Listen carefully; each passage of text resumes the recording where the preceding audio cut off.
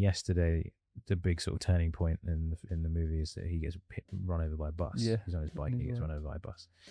And then they initially wanted to see if I would be up for doing For getting hit one by a of the bus. shots. Yeah. Just give it a go. Yeah. See how you Would feel. you be up? How method are you?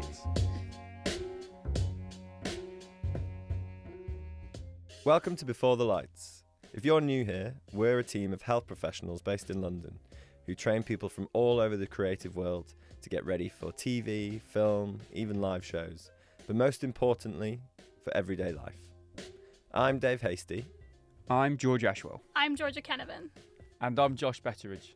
We've been lucky enough to build a pretty special group of members here at the club, so we thought it would be nice for other people to get to know some of them as well as we do.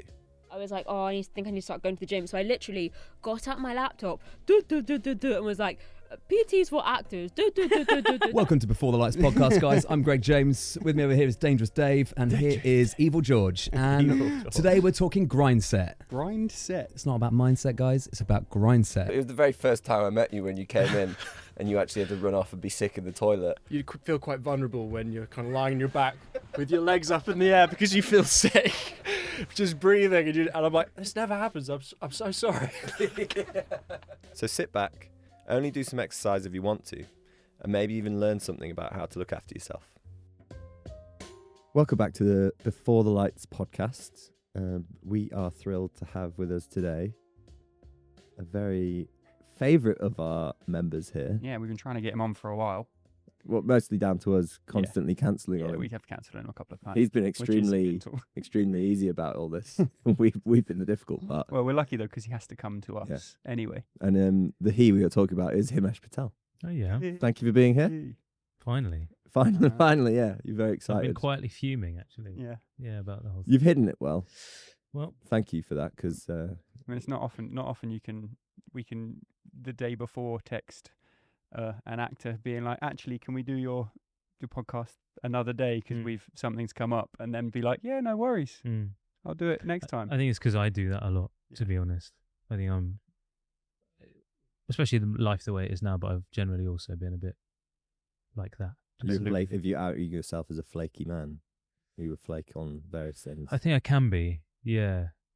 I think I can be, but I'm also realising why people flake is because they just prioritise something else.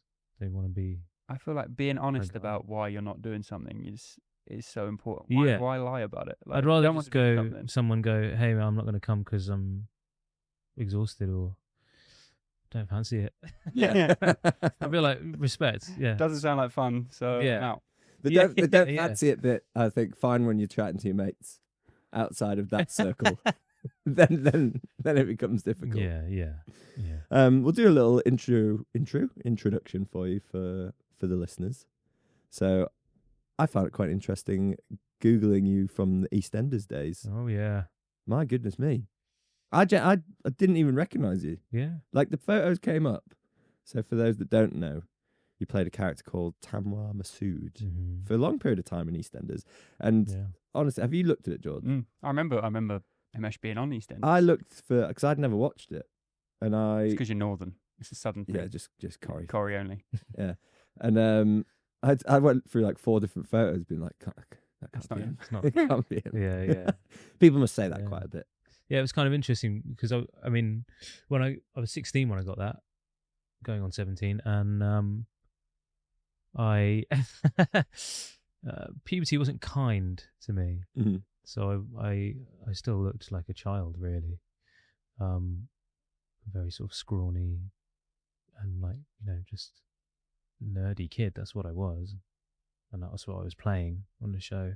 But then after a while, I grew up, but the character's the character, especially on like a show like EastEnders. It's like that's your lane, that's what you do. Well, no, I got to do all sorts of stuff when I was on that show, which was a real privilege. But ultimately, it's like he's the guy who wears the glasses and he's got his top button done up, and that's his thing.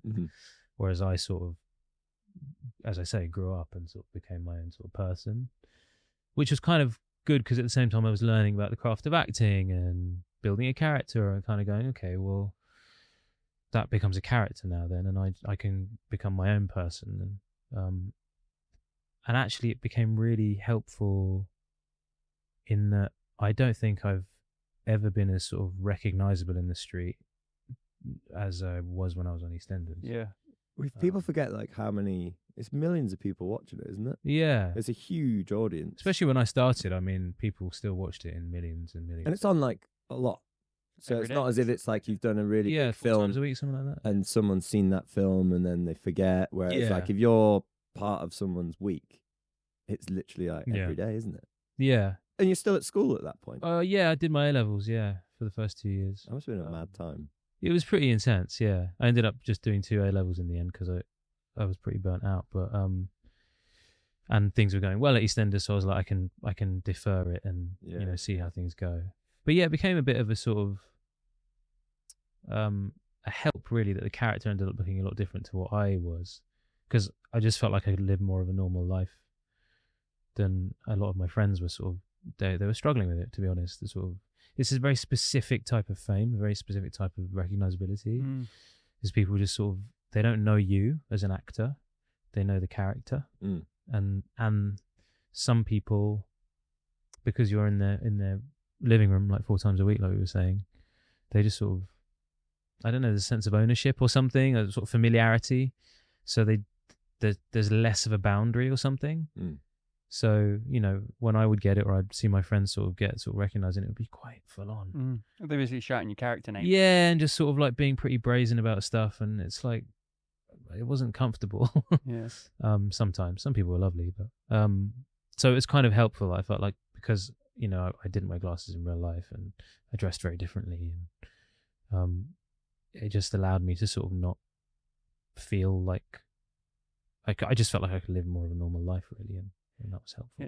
It's interesting you say that, because it's like you've got like the worst part of fame, but also as a soap, filming wise, it's also like a whole different game, right? So you do like, on a film you could do like 1 or 2 pages a day at best, Yeah. and on a soap you're doing like 15 pages a day, and you're trying to like rinse through it really fast, and it's like that must have been like a real trial by fire for you, where you're just like, all right, going into jobs afterwards, you're like, oh, this is a breeze. It kind of was, yeah.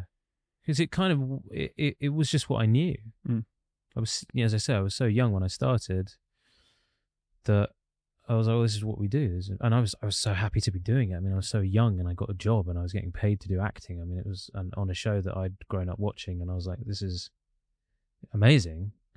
And so you just do it, and you've got the energy to do it, and you've got the desire to learn and all this sort of stuff. So like doing 16 scenes a day, I was like, yeah, great, whatever. Are they trying to get like a whole episode done in a day? Not a bit longer than that? Yeah, it's a bit longer than that, but it was like 2 weeks to shoot a block. So, and a block is a week's worth of episodes, so that's 2 weeks to shoot 4 episodes. Which is insane. Yeah, and it's multicam, like 3 or 4 cameras, so they're sort of hoovering up for the coverage. But it is a lot.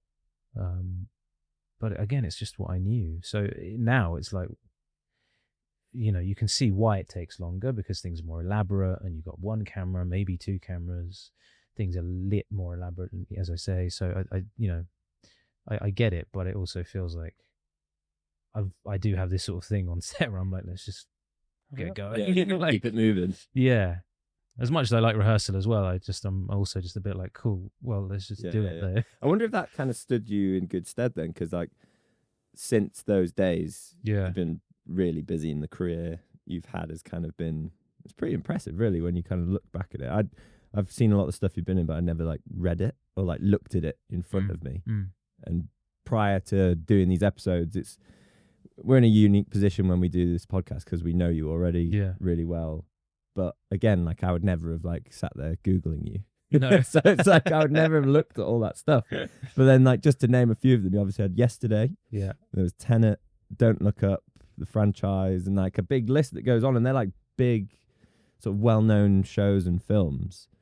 I guess like there must have been a real positive going from something like EastEnders, like you're saying, where it's quite high, fast pace, and you've gone into this other world which is slightly different, but you've got the kind of work ethic there and the drive to just go like bang, let's get stuck into it. Because I guess a lot of the time, even with Yesterday, that's sort of fairly early in the career, isn't it? Really, that Yeah, so I mean, it was less than 2 years out of EastEnders when I got that. Yeah, so I think a lot of it is that sort of the grounding of work ethic and sort of just what I knew, the way things, the pace that I was used to working at.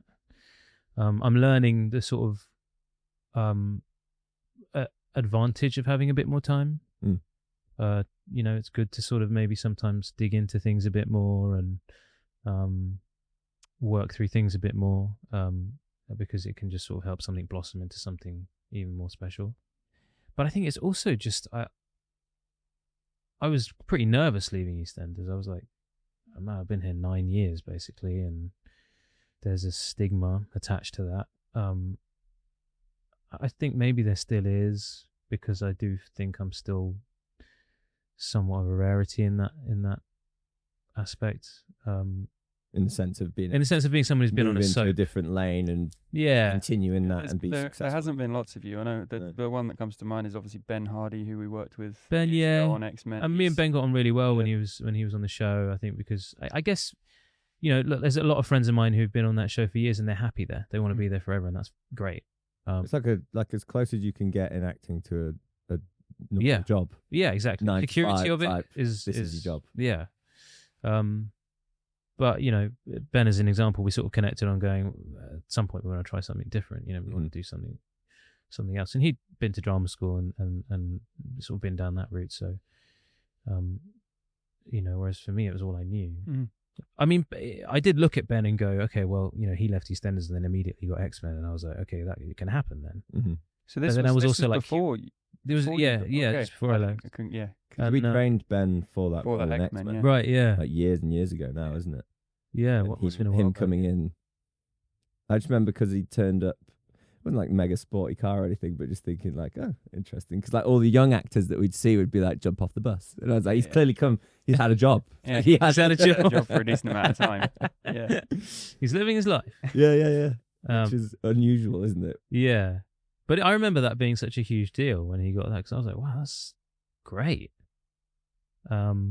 that it can be done. But then I went, but he's only been on it for 2 years, and he's been to drama school, and he's like, I'm just this kid who's been on it for 9 years. And so had you, prior to that point, you hadn't studied at drama school, you come out? No. Had you done it as like a hobby at school? Yeah, and a sort of weekend youth theatre thing. And 2 months before I got EastEnders, I'd done the National Youth Theatre Induction course, which is like a 2-week course. And that was amazing. It was the first time that I'd sort of been away from home and lived in London for 2 weeks, and so that it was basically 2 weeks of drama group school. Of kids coming together. Yeah, you audition for it like the year before, kids from around the country, and then you get to do an induction course, and does that then lead to an agent, which lead to EastEnders audition, or did you? No, that was that was sort of separate thing. I think the thing with National Youth Theatre is, sadly, I never really did it because I got EastEnders, but I think then you're sort of on the National Youth Theatre sort of database, and you audition for the productions that they do, and then it's sort of an inroad, I suppose. But I was part of a youth theatre in Cambridge, and they had an agency, so I'd already been out to do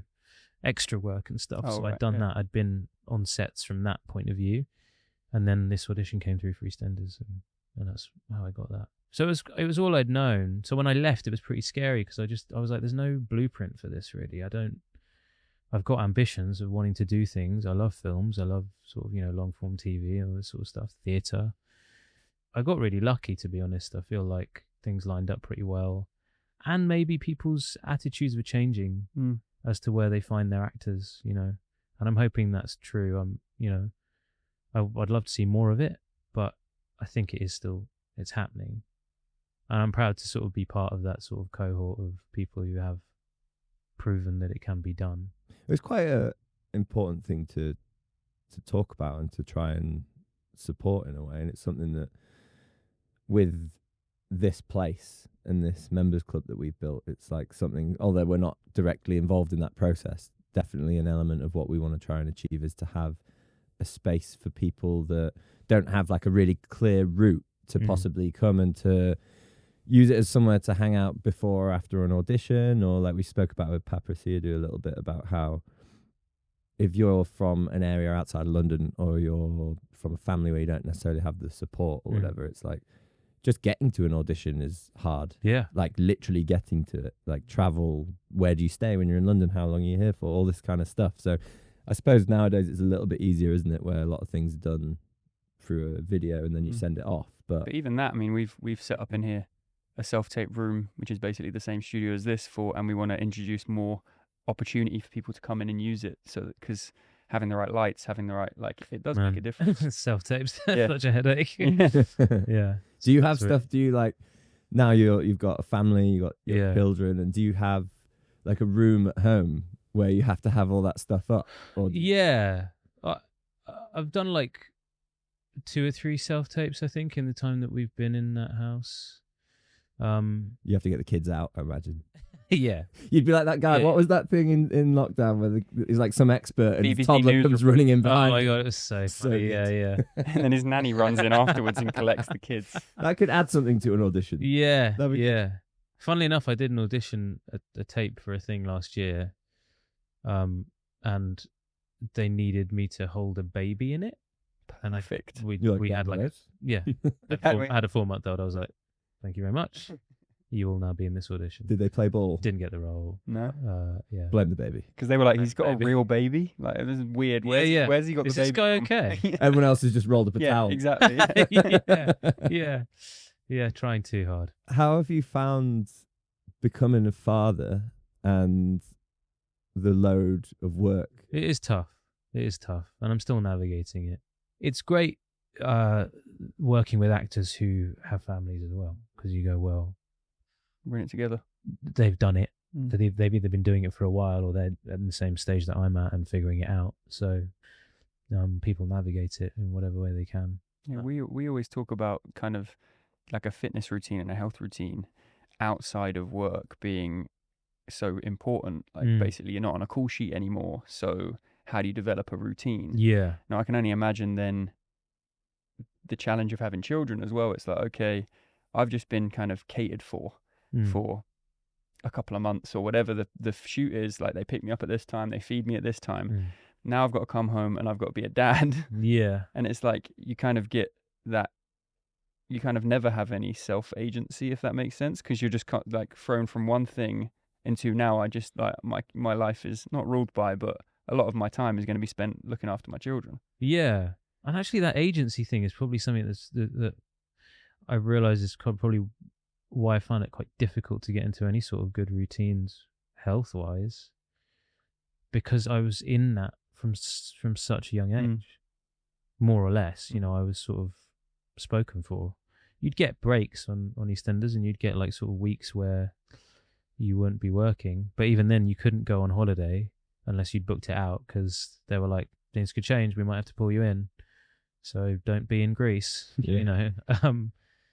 So it was and I was like, why do I find it so difficult to have a sort of routine, be sort of disciplined with myself? And I think it's just because I was like, from a young age, they were like, people were telling me to what to do, Yeah. and when to do it, and I just really had to figure that out.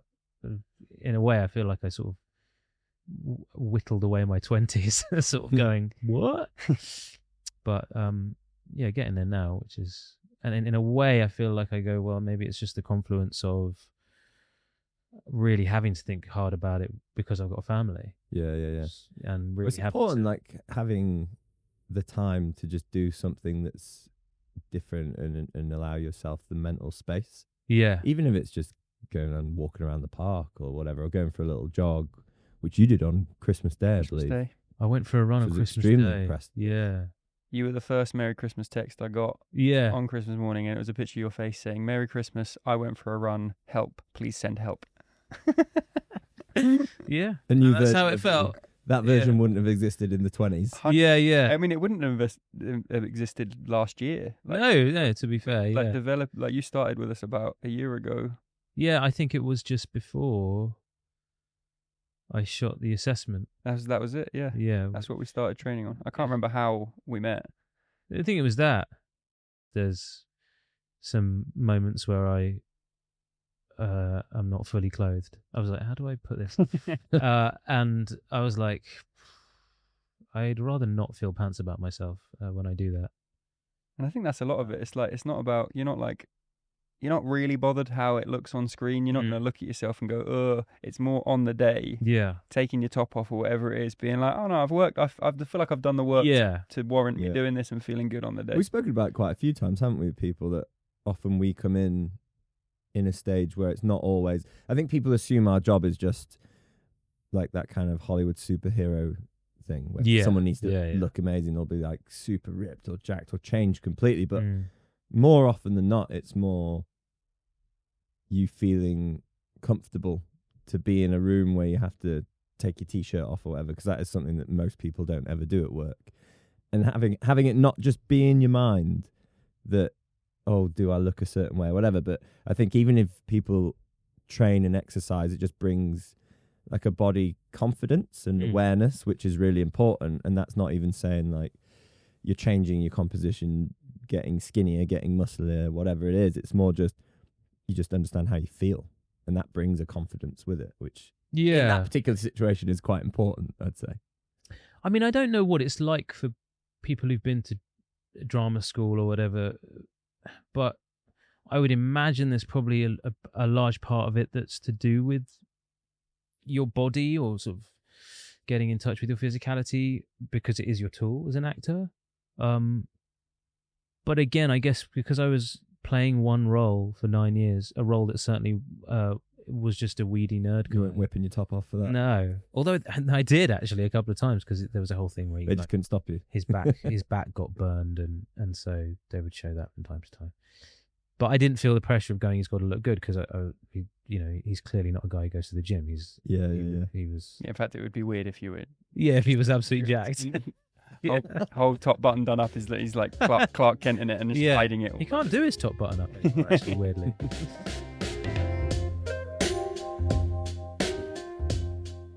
You've been away quite a bit in the last year with work, and it seems that quite soon after you get back, you like to come in here and either be in there on your own or in a training session and just keep that ball rolling now. Has that become kind of part of your lifestyle, would you say? Are you at that point? It's getting there, yeah, I think so. Where you feel like I'm sort of going, well, it's just essential, really. Mm. And the more that I sort of see, my parents and their generation, and sort of going, man, it gets difficult quickly. Mm-hmm. Even if you're healthy, it gets difficult fast. And whatever I can do to sort of, ward that off as long as I can. If I'm talking about physical stuff here, then it's, then. It's interesting, like after having a child, I think I've spoken about it before on here, but how the focus changes. My intention with being active is now to be as active as I can be for things like when my son has kids. So like the idea of being able to be like, I'll take them, these hypothetical children, out on a bike ride or climb a tree or whatever it is, rather than being like, shit, my knees don't work anymore. Or like, I can't do this. I can't pick that kid up or whatever. It's like my main concern was my own kids. I was like, I want to be able to do stuff with my own kids. And I was starting to doubt my own ability to do that, But I feel better about that now. But it's also sort of the sort of environment in which you grow up, I think, obviously, really influences your relationship with health and with exercise and everything. And it's nice to sort of go, okay, I'm getting into exercise, I'm doing it, I'm going, but please, I don't want to make it my entire personality. That I'm that guy. I mean, I think that this place is the gym for people that don't make the gym. Yeah. I think that's you're met with a beer tap as soon as you walk out. Yeah. Going back to kind of being away, like when you're working and when you're filming overseas and stuff, are there things that you have as like a little toolkit as a way of like keeping in check with yourself, whether it's exercise or sort of keeping a diary or things like that people often find are just really useful things for just their own mental health as well as the physical health? Yeah, I think I need to start writing a diary again. I did have one, and then I just stopped writing in it at like the beginning of 2016. Have you ever gone back and read it? Yeah. What is it? Very abrupt, just like cringe. I was reading it going, what are you talking about, mate? Yeah. But yeah, it was just like, I don't know what, but I guess it was a big shift in my life that year. That was the year that I left EastEnders, and Imagine, yeah, if everything gets really busy, yeah, it's a whole different. You had a routine in EastEnders, and it's probably part of that, isn't it? I guess. Yeah. In the diary, and then all of a sudden, it's a whole new way of living. but I think maybe I'll start doing that again. But I take a camera with me everywhere I go. I like photography, and that's quite a nice sort of meditative thing to do if you have the time to sort of go out on your own and just take a few photos for a couple of hours or whatever. That must be quite cool as well, because that becomes a diary of sorts, doesn't it? Great, It does, it's really great lovely, thing to yeah. put in your diary if you had one. Yeah, put in your diary. It's a lovely wrap gift for Yeah. people, and yeah, it's a lovely way of sort of going. Okay, that was that at that point, and that is something that really keeps me grounded in a sense, I suppose. And I guess more of it will be exercise, because you Well, kind yeah, of I mean- you don't want to backtrack on it. Thanks to modern technology, like the new thing is another man on the end of a phone. Yeah. Just my face, Yeah, counting reps, telling you what to do, and you're it's showing great. around You the just gym. go, okay, well, I've got that, But even then, sort of, yeah, just sort of getting a message and going, do this. Yeah, that too. You can sort of go into a gym anywhere and just feel good. Like, when we premiered the assessment this last year at Toronto Film Festival, I was nervous. I was sort of his first film festival. I'd never had a film at a film festival, but it was just great to sort of get up in the morning, go to the gym at the hotel, just go and just get your mind together. Yeah, and it sort of yeah. help. Like the knowledge of like, okay, actually, I like doing this. I know how Yeah. to do it now. So if you could quite easily have a routine that you do yourself, but if you ask me, I'll send you, just do this, this, and this. You'll be like, oh, I'm confident to go do that by myself in a gym now, which is, I think, for a lot of people, is like the main hurdle. Whereas like other gyms that you've been to, and it's just like, okay, everyone needs to calm down. Here, it's often just loads of chit chatting going on in the gym. Yeah. When you walk in, because there's a lot of people that have crossed paths professionally at some point. Happened probably 2 or 3 times just before we walked in to record this to you when you were sat having Yeah, there's a shake. there's always afterwards. someone. Yeah. Yeah. But it instantly creates a much nicer environment to be in. We're very fortunate that it's where we work and we're part of that environment. But it is a really lovely place to be able to have that inner. I think a lot of it is like, even from like sports clubs, even there's never that like welcoming feeling quite often, is it? Like if you were going to go join like a tennis club or a gym or whatever, you wouldn't expect to it's walk not. in and be like, it's just somewhere. It's normally the newbies that get like bullied Yeah. in sports environments. Yeah, which- Whereas here it's like we give you more. It's just weird when you're trying to like encourage people to become more active and engage with this stuff more. That the culture of it is almost like pick on them, then you. Yeah, maybe we should like have an induction. Like we'll start putting people Stand in, on a chair, locking people pants. in What would lockers, it or be? stealing their towels from the showers or something. It'll be a quick season 5 would be a real different thing. You got Well, yeah, no because- guests. Yeah.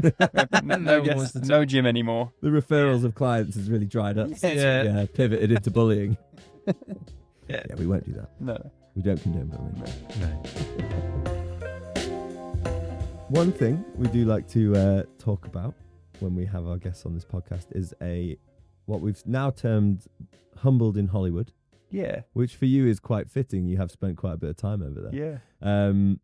A moment where there's been like a dose of reality, or a moment that's kind of been Which is like it's almost like what we're trying to show people with this podcast is how normal people are that they idolize or whatever, and we just think it's quite funny for people to explain like a very normal or a very like humbling thing that happened either in a gym, which is obviously our field, but also in like the crazy world of filming a big movie or in Hollywood. It's like, when have you ever felt like truly like my old friends from school would find this hilarious if they saw me here? I was trying to think of like something to do with like a sort of stunt or anything like that, but there's a couple of things. One that is very stunt based, and the other one isn't at all. But I've never really done like a major stunt myself yet on screen. But in Yesterday, the big sort of turning point in the movie is that he gets run over by a bus. Yeah. He's on his bike and he gets Yeah. run over by a bus. And then they initially wanted to see if I would be up for doing For getting hit one by a of the bus. shots. Yeah. just give it a go. Yeah. See how you feel. Would you be up? How method Hit by are a you? bus. And they drove me. This was during pre-production. They drove me to Galston on Sea where we were shooting, And in this pub car park, they'd like the stunt team were doing the sort of tests basically, and they harnessed me up to this big rig, huge, like a crane with like wires and stuff. It was like the full vest thing, but also like it's up in your crotch. Oh, yeah. Like it's like a full, hooked up thing. And I'm like, okay, cool. Well, this will be interesting. And I think I was on a bike, but it wasn't moving. Well, no, I was cycling for a little bit. And then they were just like, we're just going to yank you back, and we'll see how it goes. and the guy called it, and I was not expecting. I don't know what I was expecting, but it was like the movement is just so jarring. And I was like, this is terrifying. Next thing I know, they were like, the stunt guy's going to do it. And I'm like, I must have looked ridiculous. Well, it's either that or they went, oh, we've actually really yanked him there, and that's probably... You've gone way too hard on the first one. Yeah. That was sort of... I went, wow, actually, what these guys do is... I mean, I've always known that what they do, but like to feel that force... Yeah. And they were probably going light on me. And the amount of time they spent spend to do it. like years preparing for that kind of stuff, and they're often kind of back. A lot of them are ex-gymnasts. Yeah. That's what they Yeah. tend to be. Which was kind of what was amazing when I watched Tenet, having worked on it, but the stuff that I did wasn't any of the sort of backwards stuff. Mm-hmm. But I'd read it, and then I'd been told like sort of how they were doing bits and pieces of it, and I was just like, John David Washington, who was playing the lead, had to learn fight, especially the specific fight in the middle of the movie. He had to learn it, both sides of the fight, forwards and backwards. Oh, is it? He fights himself, isn't it? Yeah. Spoiler alert. He had to learn both sides of the fight, And forward and backwards. That is crazy, isn't it? It's like two whole different dances. Yeah. And it was kind of amazing. Like they did, again, I never ended up doing it, but they did do a test.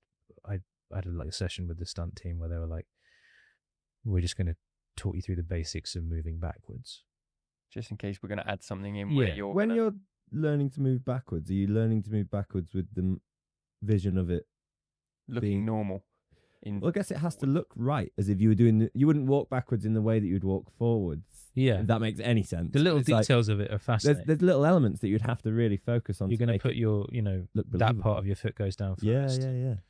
The fascinating thing for me was sort of that your eyes, sort of your head moves and then your eyes move, that sort of thing. It's kind That's the stuff that would make a huge difference. Huge difference when you play it back. Yeah. And like from our point of view, from like our background in our degree, and we spent years learning about kind of systems and biomechanics of it all. But then when you're dealing with, it's going off on a bit of a tangent, but it's like dealing with someone that's recovering from, I don't know, a stroke or something like that. It's like re-establishing balance. Vision is the first thing that you'd work on. Yeah. So like knowing what's coming ahead of time is the natural thing that your body would do straight away. You'd never really have to think about it. But to have to relearn, do the opposite must be really strange. Yeah.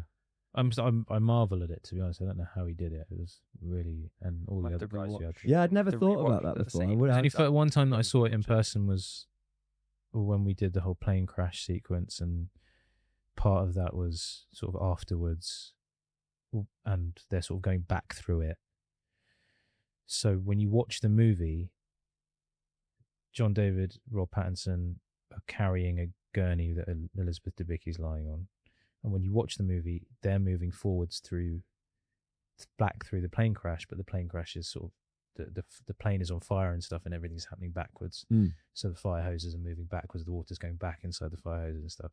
But then when I watched them film that sequence, obviously you can't actually put water back into a fire hose. So that was all happening forwards.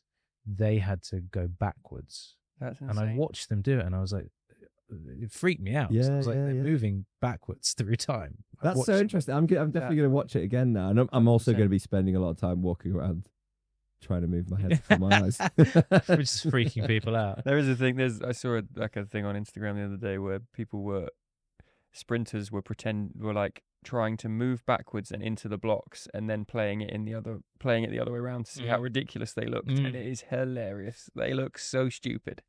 They're like very upright, and their knees are all over the place. It's very Not but Himesh. Himesh did it perfectly. Yeah, he perfectly.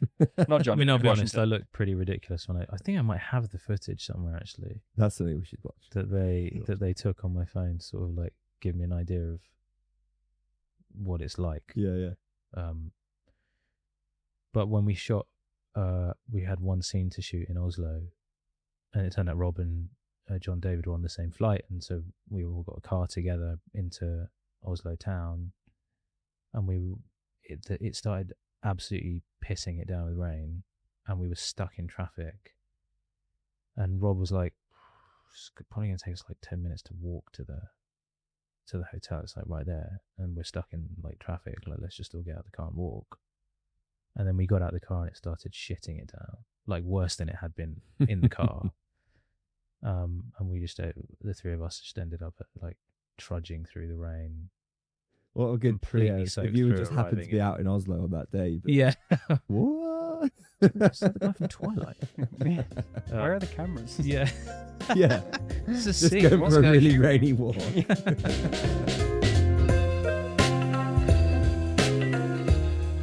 Brings us nicely up to looking at what's coming up for you. Although what we're working on at the moment, secret. these guys literally don't know, No. and probably by the time this comes out, it'll be announced. But I don't. it's quite cool being. I'm not taking any risks. No. Being, we have a loose scope of what we're trying to help you with, but we don't actually know what for or. No, I mean, what it yeah. is. So it's rare. Like Himesh signed an NDA, which means he can't say anything. But normally, like by the time we get onto the job, we'll have to do that as well. Yeah. In this instance, we haven't got to that point yet. So it's literally Himesh going, "Well, I have to kind of look like this, and I might have to do some stuff that I can't really talk about. Yeah. So let's just train, and I'll tell you if we're in the right direction." Do you feel like we're headed in the right direction? At the moment? Yeah. Good. It's going. If at any point you need to intervene, please do so. You know, guys, still can't tell you, but I can't be doing that. So that'll be happening this year. And the franchise is hilarious. Is hilarious, but we're not getting a second season. Wow, that's sad. So that's a shame. But I love doing it and adored all of them. And Rory from the show is now coming in here. That's the way this place works. Yeah, we get one, then we get the rest. We acquire one person from every job anyone's ever done. Yeah. And I've got a film premiere at Sundance in a couple of weeks called Bubble and Squeak. Will you lead a standing ovation? Yeah. Everyone else sit down, but it was 10 minutes because I was still clapping. Yeah. You're like, fuck it. Yeah. I don't know. Is Sundance much of a standing ovation festival? It's not like, what is it? Is it Venice? I feel like Palm, the one. yeah. Or Can they just like, go? They literally like time it, don't they? It's mad. Like you hear about it, they go. My hand would hurt. 15-minute standing ovations. I'm like, my hands would hurt. Guys, it was good, but like, dude, what is people have stuff to do? Just stand there clapping for 15 minutes. It's mad. I can't wrap my head around. On that note, I'm going to start a 10-minute standing ovation for Himesh coming on the podcast. Here we go. And I'll leave it in the whole thing. There we go. I'll join. Thank you very much, Himesh. Thank you very much. It's been great. That was great.